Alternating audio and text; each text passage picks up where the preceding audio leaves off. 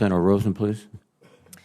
Thank you, Chairman Reed and Ranking Member Inhofe for holding this hearing. I'd also like to thank Generals McKenzie and Townsend for testifying today and, of course, for your service to our country. And General McKenzie, as this will be the last time before our committee, thank you for your decades of distinguished service to our nation, for leading the brave men and women of our armed forces and navigating the many challenges within Central Command. Thank you. And General McKenzie, I want to talk a little bit about combating Iranian aggression. As I've noted in several previous hearings, Iran and Iranian-backed militia groups are increasingly targeting U.S. installations and service members in both Iraq and Syria via drone and rocket attacks. We don't even have to look beyond this weekend when the IRGC claimed credit for missile attacks on the U.S. consulate in Erbil. On a regular basis, Iran, the world's leading state sponsor of terrorism, threatens U.S. and allied interests in the Middle East and around the world via both direct attacks like the ones we just witnessed and through its support for Hezbollah and the Islamic Republic's other terrorist proxies. So can you discuss the threat Iranian-aligned militia groups in the Middle East pose to U.S. troops and our allies, and how do you believe the U.S. should respond? How are you addressing the threat, and does CENTCOM have the necessary authorities to target these militias other than the ability to act in self-defense? Senator, first of all, you're right. Iran is foments a particularly virulent form of anti-Americanism across the theater. It is a long-term objective of Iran for the United States to be forced to exit the region. Mm-hmm. They see the principal battleground for that as being Iraq, because that's where we're the most distributed, that's where we're the most vulnerable. And for the last couple of years, they've actually tried to pursue a political solution to that.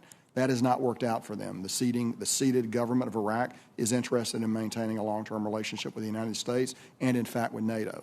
And what that has done is it has driven Iran and its proxies in particular, to seek kinetic solutions to push us out. They believe that by causing a significantly high level of pain, we're going to leave. Mm-hmm. And that actually, of course, has not proven to be the case. For one thing, over the past several months, they have attacked us. Mm-hmm. They have not been particularly successful with those attacks.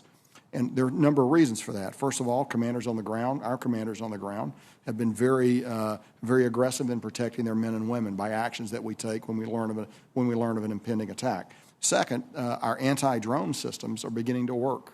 It's taken us a while to get to this point, but I'm gratified to see that capability coming forward. And finally, their own attacks have not always been the most artfully conceived and executed. One point I would make, we do not believe the attack of this last weekend, the ballistic missiles, was actually targeted against us. We believe it was going against other targets, hit near us, and the effect would have been the same, and I can talk more about in the closed session. But in order to close out your question, ma'am, I do have the authorities I need to act in U.S. Central Command against Iranian proxies should the threat require me to do that.